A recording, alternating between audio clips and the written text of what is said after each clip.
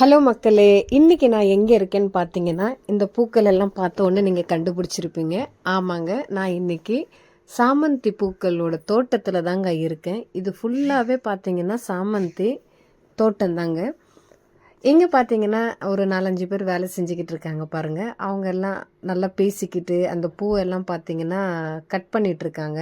இந்த கட் பண்ணிட்டு இதை எடுத்துன்னு போயிட்டு அதுக்கப்புறம் மார்க்கெட்டில் போடுவாங்கன்னு நினைக்கிறேன்.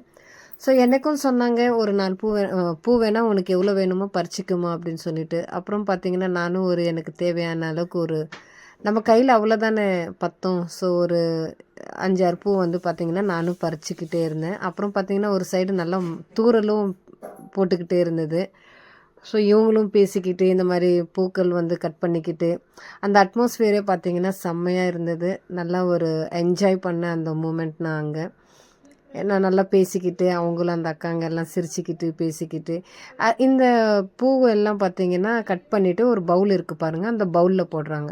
அந்த பவுல் ரொம்பிடுச்சுன்னா அப்புறம் பெரிய ஒரு கூடை இருக்குது, அந்த கூடையில் போடுறாங்க. அந்த பெரிய கூடை ரொம்பிடுச்சுன்னா எடுத்துன்னு போயிட்டு அதுக்கப்புறம் ஒரு கோணிப்பை மாதிரி இருக்குது, அந்த பிளாஸ்டிக் மாதிரி.